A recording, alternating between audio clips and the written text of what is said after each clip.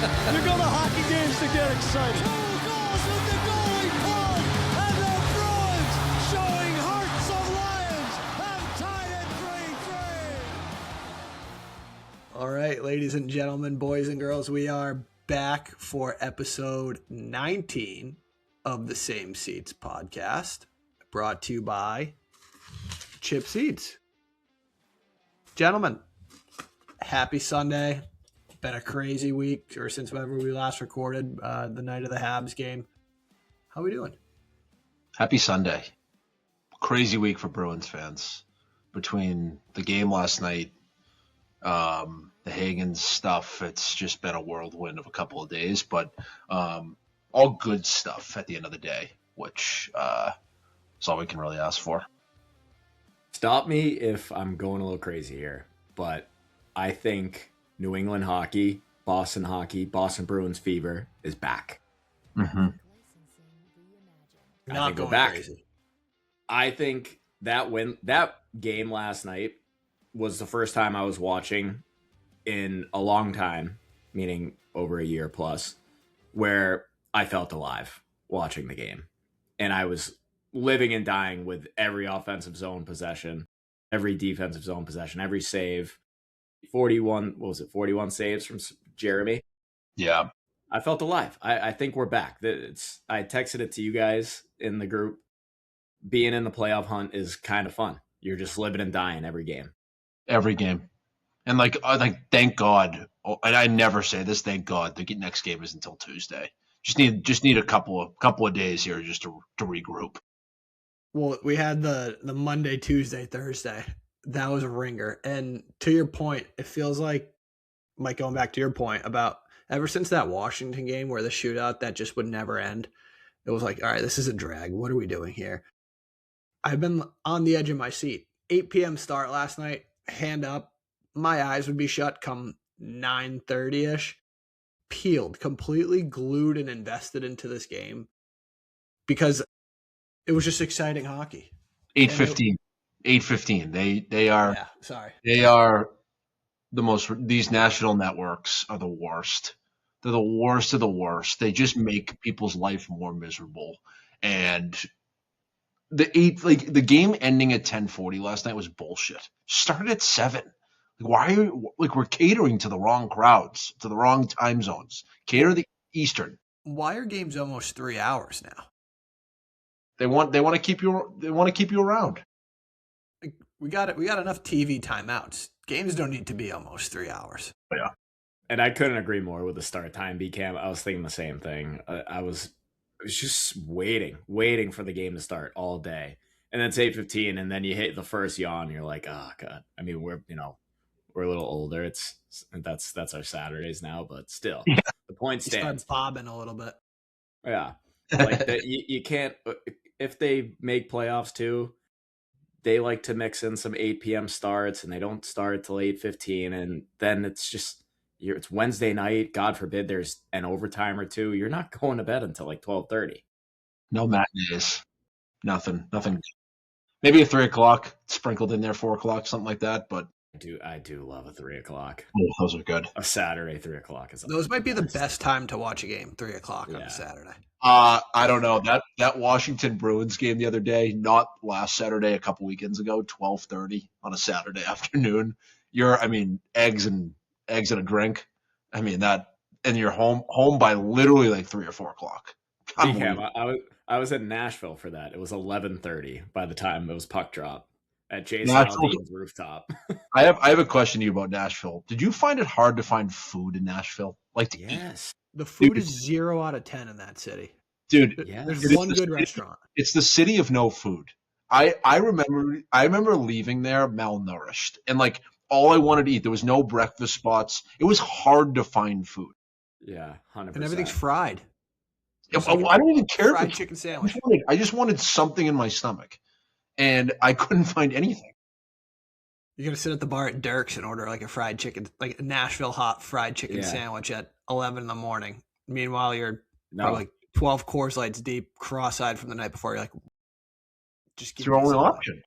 That's what it was. It was the Nashville hot chicken wrap from Jason Aldean's while watching the Bees. No breakfast.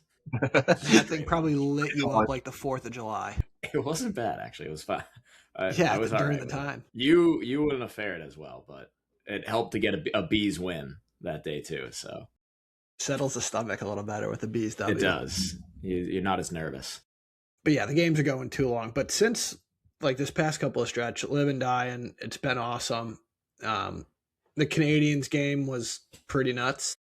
I thought they are so fast. So fast. And so young, and the cock is an animal. This kid's got 43 goals, and there was a stat that at the time, this was right before he hit 40. McKinnon had 45 goals. Caulfield had 40. 5 of McKinnon's goals were empty netters. Mm-hmm. Kind of make of it as you want. I know Caulfield can't stop scoring. He's up to like 42, 43 as of today. But the Canadians are scary.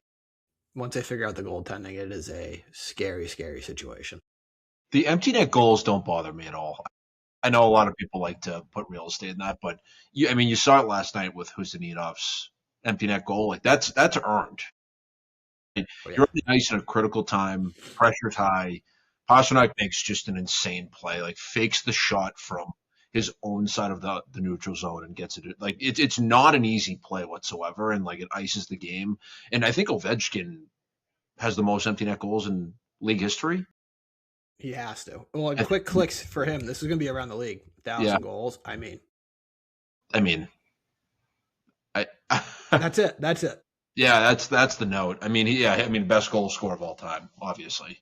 Mic drop. He does look like he's playing men's league out there, though. It is quite common. It's hysterical. It has to be. Right? Yeah, I think so. Do you think this is going to be his last year?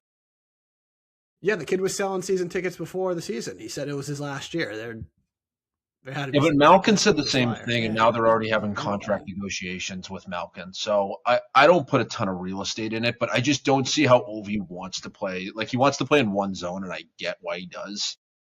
But he's at some point you want to leave on a good note, and you don't want it to work the other way where we're like, holy cow, we need to get this guy out of here. Like, we've ran its course. Like, he's still scoring a ton of goals though. To your like, is he going to slow down? But I think to your point with Malkin, him and Malkin look very, very different out there on the ice. Yeah, Malkin very, looks very different. Yeah, like, Ovi looks about 40 pounds overweight. Couple of Diet Dr. Peppers on the bench. Maybe a smoke in the locker room. Like, he drinks Coke. He drinks Coke, not Diet.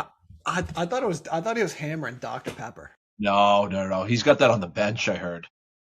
Yeah, wait, Coke or Dr. Pepper? But maybe he's got both. I think it's Coca-Cola. I'm pretty sure it's Coke, right? Yeah, I'm pretty sure that back in the day, like Wayne Gretzky used to have a couple Diet Pepsis, a couple of DPs in between periods and before games or something along those lines. So maybe so does the Magic. Maybe that's why none of us made it. Maybe that's why we missed the mark. Yeah, they used to show a clip of Big Z drinking a Coke bottle in the 2011 Cup Finals. Big Z? Him on the bench. Yeah, big beard. Let's say we'll get the Twitter account to tweet it out. Yeah, I didn't think that guy touched anything processed or anything with like sugar content. No, he's killing like local rodents in the city and farm to table. Just a normal guy. Just kill what he eats. Anyways, so yeah, I thought that Habs game was pretty good, but I did want to jump to Reichel, the Autobahn's debut against the Jets. I saw that tweet and I was like, I have no idea who called him the Autobahn, but I was dying laughing. BAHN. She goes with the unorthodox beverage choice. Okay. Kill a Coke on the bench. That's a swig too. Like, that's on the. Is that an Easton S19 stick? That's an S17 because it's 2011. The title is Zdeno Chara drinks Coca-Cola on the bench. Eastern Conference Quarterfinals, Game 7, 2011. We stand corrected. I love that. Dave, that's why I don't need a sponsorship from Coca-Cola. I don't need to come here with notes, Dave. I don't. You just say stuff, and I'll just pull it. Hey, that's fine. You're the encyclopedia. Pull that up, Jamie. Pull that up. You're Alan when he's at the poker table, and his brain is just going coming down the escalator. Ding, ding, ding, ding, ding. all over the place. But yeah, Reichel, the knockoff Jack Eichel. What an addition. Yeah, he's been fantastic. I think it's a situation where he just wasn't in the right spot in Chicago. He joined Vancouver during the worst time ever. They're the worst team in the league. So it might be just he's not paired with the right guys, not the right atmosphere, not the right coach. You never know what the situation is, but he's a first round talent. You're seeing it on the ice now. More confidence is building, and I think he's been a perfect fit for that Geeky and Lindholm line. They needed speed, and he was the perfect fit. And he played really well last night. I mean, putting that shootout away or the penalty shot away would have been unbelievable. Outside of that, he made some good plays. He had a couple of passes that could have resulted in goals, and he was all over the ice, didn't make really any mistakes. And I mean, he torched Patty Kane on that partial break, and that's where he got the penalty shot. But poor Patty Kane, he saw that thing flying by. It's like standing still on a highway.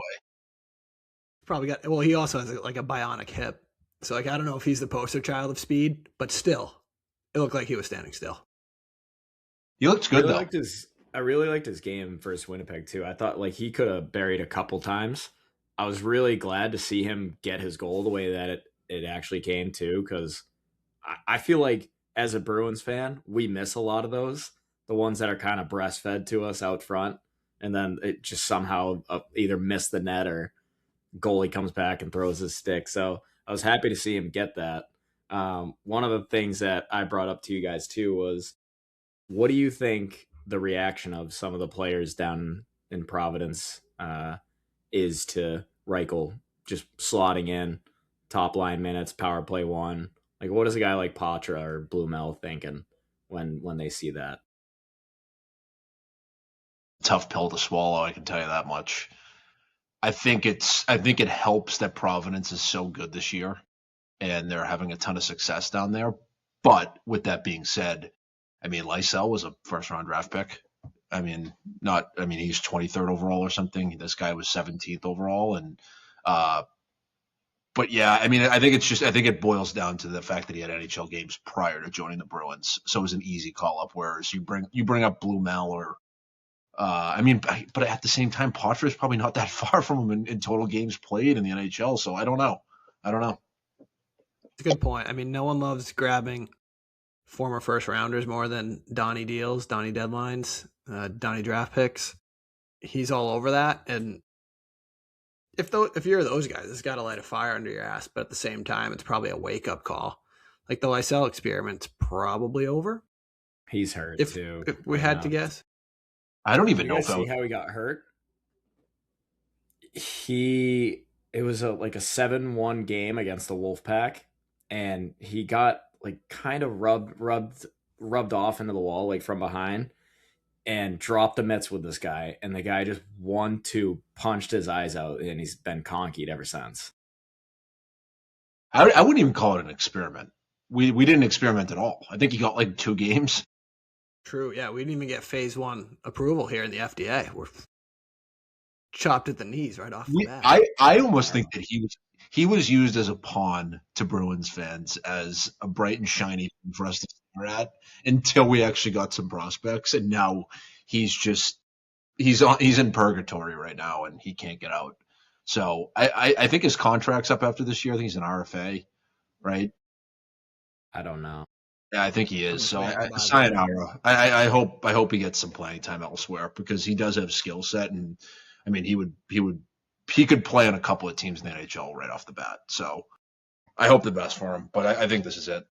Yeah, and I mean, Reichel looks great. I think he's kind of what the lineup needed, right? In terms of a different look, he's got a lot of skill, and Geeky and Lindholm needed someone with speed because, but God, was that slow. He's a big kid too. Yeah, like he looks big. He's got some good size to him. Do we like 75? Do we like number 75 though? I mean, I feel like we could have. I mean, listen. Thrown on me, honestly. I think it's funny. I had to look up a few guys that wore 75. Hal Gill wore 75 for like a hot second, right when he joined the Bruins. And then the guy that I tweeted out was Colton Orr, who I think people forgot played for the Bruins for a hot second. and then Connor Clifton. So he's the fourth. I think he's like the fourth in like franchise history to wear it. Colin used to get the Dunkin' Donuts Center going when he was in Prov. That place, I think there was like a couple of games where he was down, and that place was going nuts. He just would beat guys' eyes shut. It was unbelievable. Yeah, he's tough as nails. Dave, staying on Donnie deadlines topic right now. I had a thought last night where you and I were talking about Folk and how. I mean, listen, I don't think he's a bad defenseman. I just don't think he's worth what they traded for him. I think that Donnie Deadlines has earned everyone's trust of Bruins faithful for the summer and at least next trade deadline. Like there's no contemplating, there's no questioning, there's no anything about his moves. Like he has truly done a good job when he's had to with free agent signings and deadlines. Like he always makes deadline moves, and then we talked about it too. The best deadline move this deadline was to not make any moves, and he didn't make any moves outside of picking up Reichel. So at some sixth rounder, yeah, Which exactly. we nailed, by the way. Nailed. Nailed it. I think my estimates were like Kyrou and no, it was the guy from Chicago, Michkov or something, and then Milochev and another guy, or Ferraro out of San Jose. But I think Donnie has earned our trust. I think he earned it with honestly just the Carlo deal alone. The dividends from that have been enough to put him in good graces for us for some foreseeable future. I just continue to love Fraser Minton, Franzi's game. It's so good. Low He looks quality faster too. He does, and he's hounding the puck. That low quality Bruins fan, pretty good follow on Twitter. He had a pretty funny tweet like Franz always gets so close, and it was like Fraser Minton's so good at almost scoring. Yeah, like his release is nasty. Like he comes so close. Once it starts clicking, watch out. Yeah, this first season, he's a rookie. He's 21 years old. He's off AHL play last year right into the NHL and scores 30, 16 goals. I mean, you can't ask for anything more. No, not at all. Not at all. Before we dive into the Detroit game, I have a couple of like housekeeping things because I think it's worth spending a little bit more time on the Detroit game just because of kind of how much it meant to how things are going to shape up here. Uncle Brian, what do you have for housekeeping stuff? Because I've been on the edge of my seat since we started and we jumped right in, and I always know you got something good cooked up in there for us. I mean, we'll save the Hagens talk until we want to drive into it completely. I mean, a couple clicks for Pasta hitting 500 assists. I mean, he's on pace right now to hit 1,000 points by next year. He's 81 goals away from 500, and he's 81 points away from 1,000, and he's not 30 yet. So that's crazy. McAvoy continues to stay red hot. Best year of his career by far. Since January 22nd, his last 21 games, he has 24 points. He's at 53 points right now. Career best is 56 back in 21-22, and he's only played 58 games this year. Oh, he just you can see when he picks up the puck now that extra confidence that he has to make a play, and his feet just stay moving all the time. And again, he kind of has a little bit of Lindholm in him, where like sometimes he'll like muff a puck, and you're like, what happened there? But he makes up for it with 10 good plays following that. So I think McAvoy's been playing spectacular. And then the only other really thing I had was just a little bit of reflection on the season so far.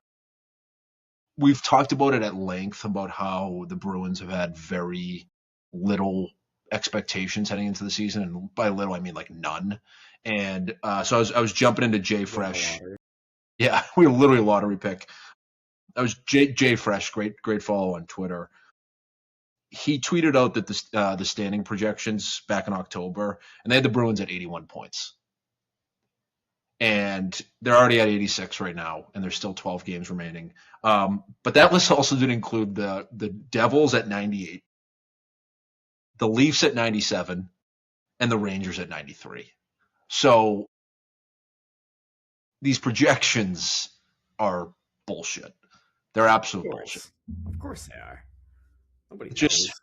yeah. So I thought that was Why funny. you play the Top three games. teams, and that's it. Yeah, and they had them at their percentage of making the playoffs was 14%, and right now it's at 76.6.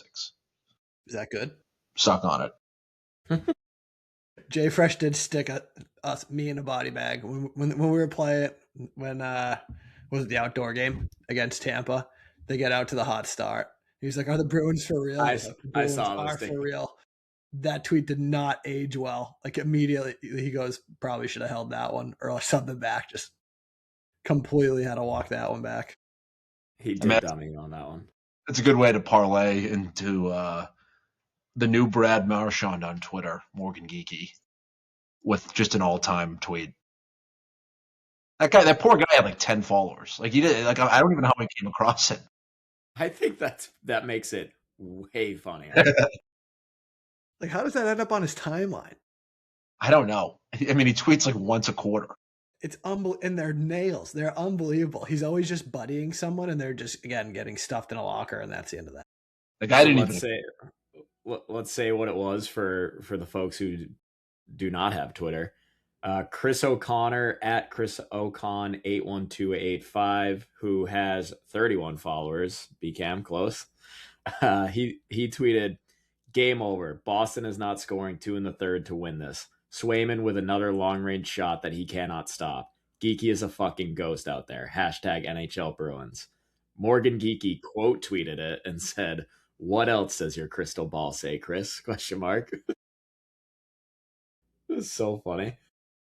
96,000 views on that tweet from Geeky. But him talking about Swayman stopping a long range shot, he was screened by Kastlik, who was trying to block the shot. I think it was Kastlik. That was a piss missile from DeBrincat. What would you? And not only that, Swayman got his glove. It was in the motion of going up, so it tipped off the top of his glove and deflected, like obviously under the bar. But give me a break. What do you want him to do? Units in front of him too. You try stopping that, pal. I know. Did we also see who Swayman was grilling in the corner after that goal or no? Yeah, the blonde, 3 rows up. Dave, he's married with a pregnant wife. So I don't know if he's married. Is he? let's keep it clean. Yeah. I think if not, he's close. Child out of wedlock. And then the other thing I had to mention was, did you guys catch the goalie from Merrimack? No. Yeah, going to the Bees Dev camp. Yeah, he's going to the Bees Dev camp. He played every single game for Merrimack this year, and obviously rolling it right into the playoffs now. But to Mikey's point, he got invited. He accepted a couple weeks ago. So the Bruins just on their shit, just knowing that this kid's a stud. So like Bruins pipeline of goalies just never ends. Well, and shout out Merrimack, first Hockey East title in school history. Crazy. And they are. I think I looked at the bracket before this. I believe they're playing against Nodak. So Will Zellers, another Bruins Dev Camp invite, who will be there in the summer. Yeah. So we'll see. Zellers versus, what's his name? Lundgren, maybe? Lundgren. Max Lundgren. Since we're talking about this game, can we talk about how dumb the NCAA is? They're the worst. They have Providence, QPAC, and Merrimack flying out to Sioux Falls for their regional against Nodak. What is that? How dumb I know they've been saying this on like Chiclet and Game Notes and everyone on Twitter. Have the regionals at the top 4 seeds, like at the schools. That would be electric. And you know what? If no one shows up to the other games when that home, like whoever's hosting isn't playing, that's okay because no one's going to the DCU Center in Worcester to watch Dartmouth play UConn or whoever's playing that. Oh, that's probably a bad example because I'm sure like some people go to that one. Yeah, maybe I'll go to that one. Shut up, Dave. But like whoever's playing that other game, right? Like the Sioux Falls, like other than like the local people, like grabbing some pops on like Friday and Saturday, like no one's really going. So I think there's just going to be a missed opportunity. Well, it makes no sense if the NHL does it the way that we wanted to do it. Then why isn't the NCAA following suit? Makes no sense. Like, remember when they were playing up in Manchester for a long time? Yeah, well, like we would go because like we were interested or whatever. Yeah, and that was, but Like, it was dead empty. we were biased because it was down the street from us. But at the end of the day, Go to Murphy's after. yeah, why is Michigan playing Penn State and Manchester? Makes no sense. Yeah, it's like they're playing in Albany too. It's like, what are we doing? Like some schools travel well, but anyways, not to kind of derail that chat, but I did have a couple housekeeping things too. Not to kind of be housekeeping stat guy here. But this was taking someone's role. Stay in your role, Dave. This was before the Detroit game. Since the Olympic break, Middlestad, Zaka, and Arvidsson line has combined for 14, 21, 35 in the last 12 games. The breakdown looks like Zaka 8-6, 14, Arvidsson 5-8, 13, and Middlestat 1-7 and 8. Interesting. Which is pretty good. So as that second line goes and Pasta goes, this team really goes. Yeah, they've been the anchor of this season. I mean, outside of, let's call a spade. Without Pastrnak and McAvoy, we're playing against Rockford. Dead in the water. It's dead. So, like, outside of those two, the second line has been an anchor. And for all the people screaming about trade Zaka and trade Middlestad and trade Arvidsson, like, without them, we would not be in the position. Mike? That's me. Still trade Arvidsson. I'll say outside of Arvidsson, because I know you dislike Arvidsson. I think you've came around on Middlestad. I have come around on Casey Middlestad. Yeah. I was watching the Behind the B too from last week, and he was really fired up at one of Zaka's goals, so that made me feel a little bit better about him too. But I've also just loved Zaka's game so much since the Olympic break too. Like, it's really a good thing that I know he was hurt and it sucks for him, but really a good thing he didn't go to the Olympics, because I don't think he's the same player we're getting right now if he's over there for 3 weeks playing through an injury. He had a good interview. I don't know if you saw that. It was about that, actually. He was like, I was wicked bummed not to go to the Olympics. It was like heartbreaking, all that stuff, right? And he was like, my focus is just on how I can be the best version of myself for the stretch here going down the line. And he's been dynamite. Arguably, right? Like 10 out of 10 for him. Pasta's Pasta, McAvoy's McAvoy, and Swayman, like they're your three big dogs. You build around them. Zaka is the MVP outside of those three, in my opinion, without a doubt. 100%. By the way, that kind of makes me think about the seventh player voting. It's either open or it's opening soon. Who are your guys' early front runners for seventh player?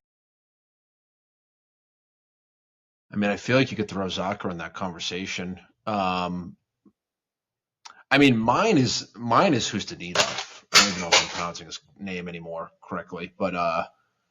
correctly anymore. Excuse me. He's got to be up there. But like, go ahead. I was just gonna say the finalist, just so we know. Kaslik, Kudini, Franz, and then Aspro. Yeah. I mean, I think it's between those three, the top three. I don't think Aspro will get it. I just think I think for a guy that we traded for Brazeau, kind of just a throw in, wasn't really getting much ice time out in Wild, and to pop in and play first line minutes, play in high pressure situations, play penalty kill, play power play, rack up 30 points. He just surpassed Elias Lindholm for goals on the year at 14. He's also a water bug and competes in all three zones too. It's another key piece of this Bruins lineup. Without him filling that slot, we don't win. One thing that always shocks me too, whenever he's brought up, he's 23. Crazy. Which is nuts. And he's locked in at like short money for next year too. Yeah. 900 and change, which is great. He's great. No, he's been honestly, like, the Bruins as a whole have just stepped up. And I mean, you read about a lot of their and you hear about all their press conferences too. Me and my dad were talking about this morning. It's kind of the vibes of the locker room, from what I'm understanding and what everyone's saying. It's like they're like, yeah, everyone's just good buddies. And when you have such an easy flowing locker room, you get to just play your game without feeling like you're going to get chirped or yelled at or whatever, because everyone's just pulling the same rope and like letting them play their game. And I'm like, and I think obviously it's me from being outside of the locker room, but then you have all these guys like a Minton coming in as a rookie at 21 years old and thriving, and then you have Reichel coming in from Vancouver to Providence to the Boston Bruins.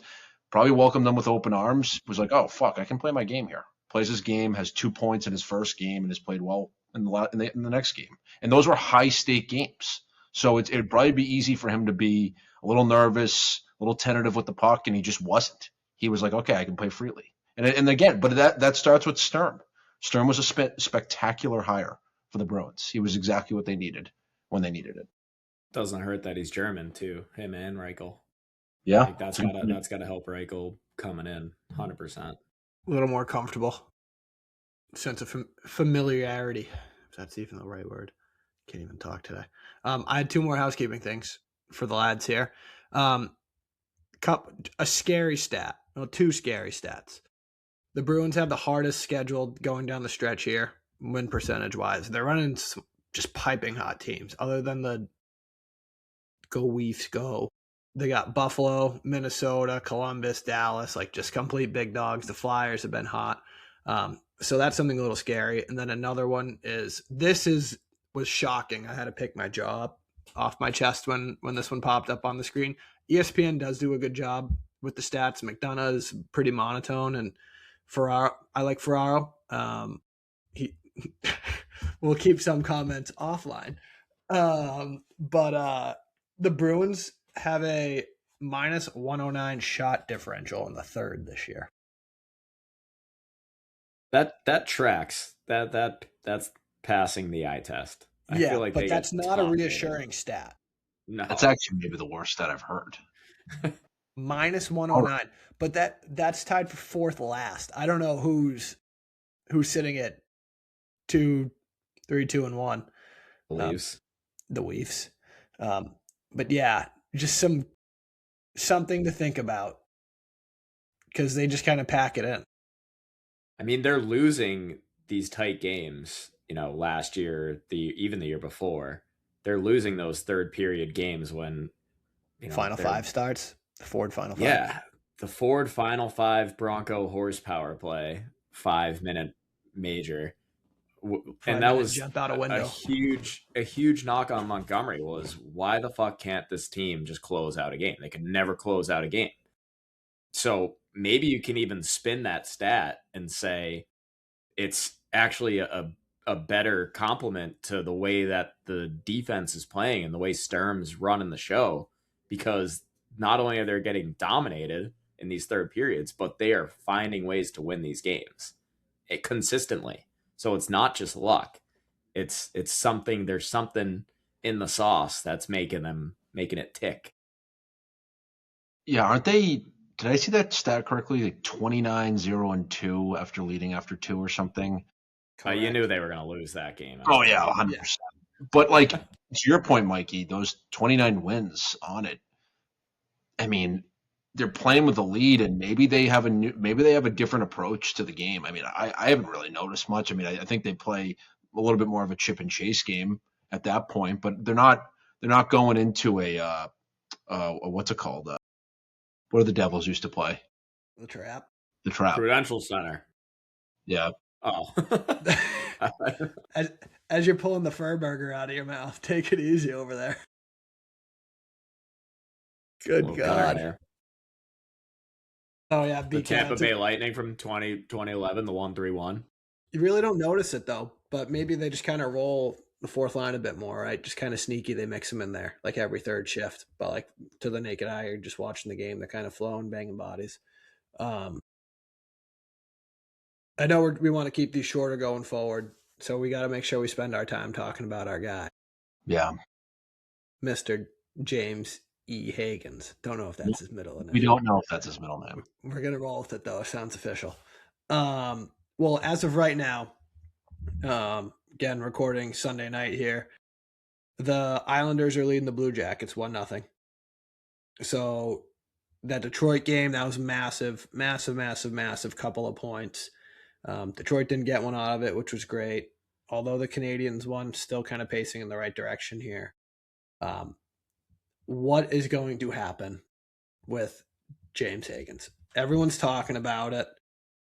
We put a poll out there, Boston or Providence, probably even a third choice. Does he go back to BC? People are just talking complete nonsense. What do you guys think? Mike, you go first. So I think we can totally rule out the BC route. I think he's turning pro. I think that's been confirmed by even the people that are kind of 50-50 on. I'm not sure about Providence. I'm not sure about NHL. I think he's leaving BC. That sounds like it's just about confirmed. I think you're correct. I can't. I was listening to something the other day about him being like pretty much outgrowing NCAA, which I think we can all agree on. So the only route is to go pro. My thing now is, where do you put him on the Bruins roster? I understand that we can make room for him, but the way that the lines are constructed, there's really no one that I'm willing to like get rid of in order to put him in there. And I think everyone would be like, Elias, take Elias out. But at some points during the year, he's been the assistant captain. He's in all of the situational play, PK, power play, 5-on-5, end of game, all of it. And he's obviously liked in the locker room. He was one of the first people down, like with Swayman after the game, fired up after they won that. So you're also going to tell a guy that's ultra competitive, from what I understand, to get out of the lineup. It's just not going to work. So and then you say Crowley can't play fourth line. I think we've all agreed on that. So in my perfect world would be we'd put Easymont with Kaslik and Janot, take Crowley out, and have that as the fourth line, and then obviously put him where Elias is. But that's unrealistic. So what do you do with him now? He probably goes to Providence until something happens. I do think that they're actually gonna start him with the big club. From what I've read, everybody seems to think that he is going to Providence, but that's just my feeling. I think even if they take Reichel out, I mean, he's had 2 good games, but it's here comes the Bees' actual number 1 prospect. So I don't think Reichel's safe, and I think it is probably Corrali that draws the short straw. Just not that he's been playing bad, but just because I think you can bump guys down to play with Kaslik and Janot and just kind of plug in the holes from there. And I said to you guys, Hagens, Geeky, Elias, I think would be an unbelievable. I think it would be what Reichel's provided, but even better. So that's what I want to see. I'm just manifesting it. And I would like to see a decision sooner than later, honestly. Yeah, I'm kind of split right now, because I mean for the until Reichel shows me he shouldn't be in the lineup, or I don't know, maybe he doesn't play well. Yeah, fine, throw him in. But I'm kind of cool with the way the lineup's rolling right now, and the vibes seem to be high, and it's one of those situations where it's like the Bruins haven't been in this situation since McAvoy. And the McAvoy one, he just slid right in there, and it ended up working out very well. But if there's no spot for him right now, there's no spot for him. They're an 86-point team, and they have a lot of depth at the forward position, and they have a lot of guys contributing. And I think that it's just kind of like too bad, too sad. And like he'll be on the roster next year if he's not with them this year. But I just don't know where you put him. I don't. So the McAvoy comparison is interesting too, because correct me if I'm wrong, McAvoy started in Providence, didn't he? He did. For a short time. He played like a handful of games in Providence before he got called up. And the only reason he got called up was I think the Bees had like 2 or 3 D-men go down, right? Because it was for the Ottawa series, and then that was his first series, yeah. And then they slid him with Big Z. Let me do some some Googling machine. Do some digging because I've just been Yeah. sitting here biting at the bit to What do you think, run Dave? my motor mouth over here. Give it to us, Dave. All right, Take the governor off. So let's go a couple of different directions. To BCam's point, what do you do? I saw the Garden Level podcast. They post some good stuff. They kind of got torched for one of their takes on the lines. I don't think you touch Corrali in that fourth line. Corrali kills. He's like all over the ice, and it might not look pretty, but he's a guy that you need, right? He's got the experience. You got to keep him in there. You don't really touch the fourth line. Reichel's come in. He has NHL experience. He has skill. I would say a similar game to Hagens in a sense. I think Reichel's probably a bit more of a dog, like on the forecheck. Like he hums. He was all over it. He was on like white on rice the past couple of games. And what are you going to do, to your point? Scratch Elias. I know we've been giving him some grief, right? Maybe the guy's hurt. Who knows like where he's at, and 13 goals. Not great. Don't really think anyone's thrilled about that one. But with Hagens, if he starts and has a similar route to McAvoy, a couple of games in Providence, learn the systems, get your feet wet, and then they introduce him, right? Scratch Reichel, or knock on wood, someone could go down, right? Like that's not out of the, you'd hate to see it, but get him in there, like have him fill in Reichel's slot, like don't kill the kid, like do it right, but don't be afraid to burn a year off his entry level. I think there's a lot of chatter about that. Who gives a rat's ass if they're going to burn a year? Who cares? Him, Pasta, McAvoy, and Swayman are the future studs. Obviously Minton, but like the kind of the marquee. Hagens was a projected first overall pick. People forget, right? And he's been on a complete tear since the World Juniors. Like, just let him get a taste for it. We don't need to throw the kid into the fire right away. Like, it didn't really work out for Leonard on the Caps. He only had 2 points in 17 games when he started last year. And arguably, Leonard was probably a little more NHL ready than Hagens was. Just kind of build, the style, a bit heavier. So it's either you let him cook in Providence for a couple weeks or a week, but you got to let him put on the spoke bee at some point this year. And These are important games too. So the whole thing is you think Pasta, McAvoy, and Swayman have a window. And if you're in a hurry to capitalize on their window, you want Hagens to get these games in and get that real experience of it's a playoff game every night. And if they make the playoffs, you want him to know what it's like. You want to see what he can do. So you got to figure out how to win in these high pressure situations. So I think they need to do it big picture wise. Maybe not even if they miss the playoffs this year. I think it's big picture wise. They need to get him in. Or you roll him every third, like every other game or something, right? You don't. Saw the Ducks do that with Leo Carlson. I didn't really love it. The Sharks are doing with that He's Misa nasty kid, and it's now. working out pretty well. Like if you throw Hagens into this style of play off the bat, you don't want to. You want to set the kid up to succeed, right? And put him in good positions. Put him with guys he should be playing with, not guys that we feel obligated to get him in. He is going to help the team without a doubt. I want to see 100%. this kid play as bad as the next guy, right? And he's great. He's been great at BC. He's been a complete stud for like as long as he's been playing. He's been on our radar. But they just have to do it the right way, And who's to say like what that is? Because there's so many different opinions. But they shouldn't be afraid to burn that year. Burn it. That's my big thing.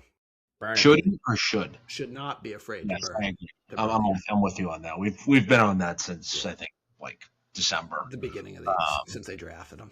but I agree with all your points. I think at least giving him a taste at some point is definitely crucial for his future with the Bruins.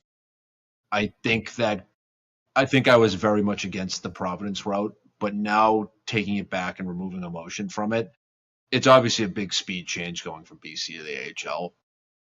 I went to an AHL game as of recently, and it's not far. It's not far behind the NHL by any means. It's maybe a quarter of a step, half a step slower. It would be beneficial for him to start in Providence, get a couple of games, get a feel for the speed, and keep an eye on the roster. And maybe some guys aren't playing well, and you pop him up there and you get some minutes and see how he does. But I think it would behoove the Bruins to put him in the Spoke B this year and get him some games. And the NHL isn't a development league. Like, that's clear. But give the kid some touches. Just give the fans something to get even more fired up on than like how we've obviously overperformed this season.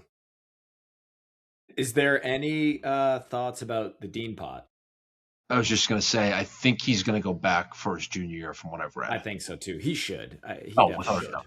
Yeah. He could probably win Hobie Baker next year. Someone had a hilarious tweet. It was like his point production skyrocketed. He had like 3 points. Now he has like whatever. It was like 1,400% or something like that. It's like next year he's going to have like 4,372 points. It's going to be unbelievable if he keeps going at this pace. Well, I forgot that he accelerated into his freshman year. So he was a young buck and just playing against men out there. And it obviously didn't pan out well. And he got hammered for it, but just blocked out the noise, grinded in the summer, came back and potted 22 this year? He's 6'7". 6'7". Let him like grow into his body a little bit. Get one more year. He'll probably be the captain or an assistant captain next year. Let him ride with it. They're losing gas up. Yeah. He'll be in Providence. He will. So, yeah, but I'm kind of on that train that I think Hagens should go to Providence to start, get a couple of games. I think that's probably the best route possible. And the Dean Pot's untouchable. You don't move off of him. He's a massive forward, and he's proven that he can score. Sorry, did you see the trade proposal that I guess almost went through with Philadelphia? Or maybe it didn't almost go through, but it was. How true do you think that is, though? I don't know. It's that NHL rumor report. You never know. But it was evidently Ristolainen and Owen Tippett, and it included Dean Pott and I think Poitras from the Bruins side. Kind of, I mean, I wouldn't be pumped with that trade. If we get Tippett for Poitras and first or second rounder, count me in. But I'm not willing to part with a 6'7" forward who just potted 22 at age 20. He's got sick mitts. Yeah, just not. All good there. All right, love that we're on the same page. It's going to happen. I think it's just a matter of time. Anything else? I got one more. I have an around the league type housekeeping type of thing that I thought was hysterical. Rip it off. So this was Landeskog. He was out with his lower body injury, and the headline on Bleacher Report was "Hit in the nuts by Makar." Why he needed surgery to fix some things, and there was the video was Makar just teeing up from the point and just nailing him right in the bag, and the headline Hit in the nuts. Just beautiful, unbelievable. I mean, and Landeskog doesn't get enough credit. This guy missed 2 full seasons, and he got hit in the bag recently, and he's like producing at a crazy rate. So, wait, did he lose a nut from that? I don't know. He needed. I had a friend that had to get that surgery. From getting hit in the nuts? Yeah, in lacrosse. You're kidding. Yeah, he's down one member. Okay. Hipper, so I won't say his name, but he's got an only child. Yeah. Dave, I have an around the league for you too. Did you guys see AJ Greer's hit on Connor Zary from the Flames? That was ugly. When he tried to paralyze him for some reason. What happened? Did his wires cross? You just can't do that. No. I think they should suspend him for like 20 games. Like they were 10 feet off the boards. I don't think it's crazy. I think that's you have to send a message. Like Greer's not a star-studded name. Panthers are out of the playoffs. I think you just send a message and just throw the book at him. I couldn't believe the hit. I watched it a couple of times. It was obviously intent to injure. Terrifying. Yeah, it was really, really bad. You guys remember that kid? It was I forget his last name. It's like Jablonski or something like that. From Minnesota kid, right? Yeah. When we were like in high school, he went down with that injury and unfortunately got paralyzed. He tweeted and was like, "What type of bullshit hit is that?" Like he was super, super vocal about it. Like, they're like suspend Greer for the year and then some.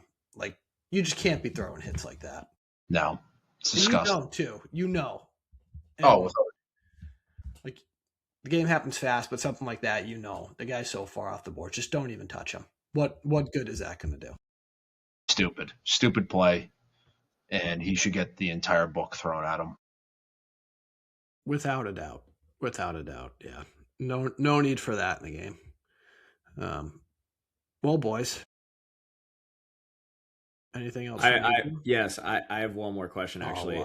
So Bees are playing the Leafs at home tomorrow or Tuesday, sorry. What do we want the outcome of that game to be? Oh, God. Where are they at in the standings The right now? Leafs are bottoming out. Overtime, They're we like grabbed 2 points. Oh, that's good, Dave. That's best good. case Ontario.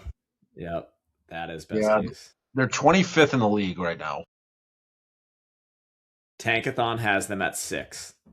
That'd be That's huge. a little That too is close for comfort, though. That's Chase Reed season. I've seen him as high as 3 as of late. Yeah, I need him to play a little poorly over the next couple games. He needs to go send it to be a Domino's delivery man. Send a couple up the middle and take a couple of dashes. Or just strap the gas mask bong on his head. Yeah, Laramie Tunsil style. Yeah, Laramie Tunsil. And I did see the Leafs just lost on another trade. Bobby McMahon went to Seattle. He's He can't thriving. stop scoring. He's can't thriving. It's one thing after another for the Leafs. I love the Leafs. Like their demise. It's unbelievable. Yeah, and then not just to put salt in the wound. Who did Toronto play last night? Ottawa. They played at Ottawa, and Ottawa started to chant, "You need Marner." Just that's not good. Hilarious. Just we needed Toronto to beat Ottawa last night. Like bad. The Leafs might not win another game for the rest of the year. I think It really might not. And thinking about the playoffs, I don't know how it's all going to shake out. These last 12 games are going to be a gauntlet. I think the Bruins' worst first-round matchup, outside of the Lightning, I think we can all agree, is Ottawa. If Ottawa somehow just goes on a roll and they end up in a playoff spot and the Bruins end up slated with them, the Bruins don't match up well with Ottawa for whatever reason. They always play poorly against them. They'll lose like 7-1 and then 4-3. Like they just don't match up well with them for whatever reason. So that would be point. They have Omar who will crap his pants in the playoffs. Yeah, but it's something about their game. I don't know what it is. They are deep though. Like their roster goes very deep. It's Chuck, it's Batherson, it's Stützle. It's what's the defenseman's name that we missed out in the 2015 draft? Shabbat. Like they have some dudes in their team, but that would be worst case scenario. I want all the smoke with Buffalo in the playoffs. I know that's a crazy thing to say. Bring me Buffalo. I want all of it. I agree. I have it up right here. That's who the Bruins would face if the playoffs were to start right now. Buffalo. Yeah, I'm okay. You guys want to play Buffalo? I'd rather play Buffalo than Carolina. Yeah, that's fair. I mean, I can get behind that. Buffalo's one like goaltending like short circuit away from just completely pooping their pants. They're fun though. I like Buffalo. I know they are fun. Yeah, and they just love getting drunk and watching hockey. But there would be nothing better than Buffalo getting into the playoffs, playing the Bruins, who have made the playoffs like 10 of the last 11 seasons. Buffalo hasn't made it in like 27 years, and the Bruins just continuing to show like, okay, little brother, and just rolling on. That'd be pretty.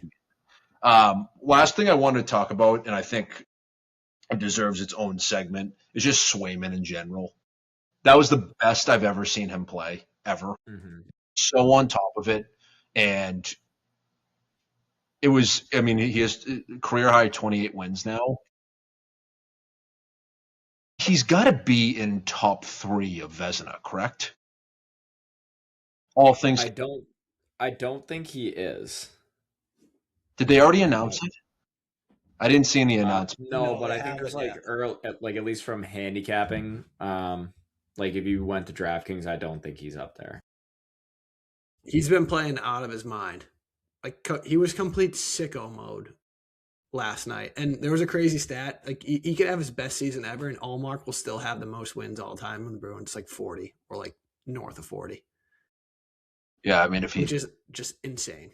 if he didn't play like if he didn't give up that 4th game in a row, like throughout the season, yeah, I think he would have been close to it. Yeah, close. But that 40 wins is nuts. Like in today's NHL, where they're sharing the net. All right, so I stand corrected, BCam, too. The top 3 for Vezina right now. Vasilevsky is minus 250, Ilya Sorokin plus 220, Jeremy Swayman plus 2,000. So he's third. He's third. Plus 2,000. Well, so that stat that we were talking about, the one that Mikey, you were talking about last week or last episode with goals above expected or saves above expected. He's top 3 in that category, behind Sorokin and Logan Thompson, who not shout out to me, didn't realize how good Logan Thompson was when he played. When the Bruins played him the other day, didn't realize how good he was. So that's a newsflash to me. But I just think all things considered, and I even think this kind of parlays into Pastrnak, if I could pronounce his name correctly, Pastrnak.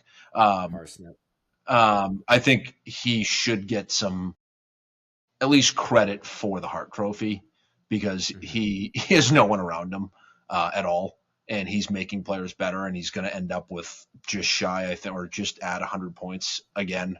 And he changed up his entire game. Like, he's not that 40, 50 goal scorer right now. He's more of a dish man. So I think he should be at least considered. I don't think he should win it. I think it's going to be Kucherov or Celebrini, but Pasternak's been insane. So I think he needs some credit there, and I think Swayman's in that same category. I truthfully haven't watched a ton or seen a ton on Vasilevsky, but I know he's nasty. I just think that if you're taking everything into consideration, where they were projected, what's the roster look like, and this goalie pops in for 28 goals and is leading this new stat that everyone pays attention to, you should get a look. I agree. I mean, Pasta is like, he's just going to, I feel like he hasn't scored a lot, just sneaky approaching 30 goals. I know. But sitting at 58 assists. Nuts.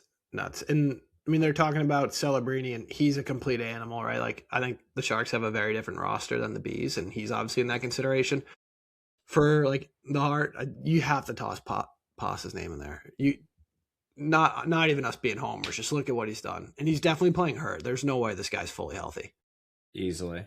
Like, there's no way. Well, he's just logging so many minutes from last year to the World Championship to this year to Olympics. Like, he's averaging 20 plus a night playing on the power play. Like, I mean, don't forget, like, he missed games in the beginning of the season because of the tendonitis in his knee. That doesn't get better. No, like that's just not going to loosen up. It just gets worse. Yeah. Like, so he's just battling. Shout out Kucherov too. He's probably going to win the Hart. 118 points already. 40 goals, 78 assists. He's disgusting. He's inhumane. I mean, McJesus is sneaky doing it too. 116, McKinnon 114. Like, farm animal type of human beings. But boys, we've cooked here. We told everyone we wanted to keep them shorter than an hour. We're approaching the hour mark, but we're going to be bringing back voicemails by popular demand. Do we have a phone number to call in? No. How can you reach us? Don't know, but everyone has a cell phone. Draw up a little voice recording. Text us individually if you got your numbers. If you have our numbers, reach out on the socials on, Twitter, DM. Instagram. Yeah, DM us. And then we'll either play them live or listen to them right before we jump on and give you some feedback. I think it'd be hilarious if we play them live. So we'll workshop some stuff. But set it over for next week. Probably aim to record again on Sunday if it's not Easter Sunday. That's the weekend after. Probably aim to record next Sunday. Fire them over. We're ready to get back in the mix over there with some voicemails. Anything else, boys? That's all I got. That's it. Well, follow us, like, subscribe, do the thing, share it. We appreciate all you, and let's go Bees. Go Bees. See you, boys. Peace. See ya.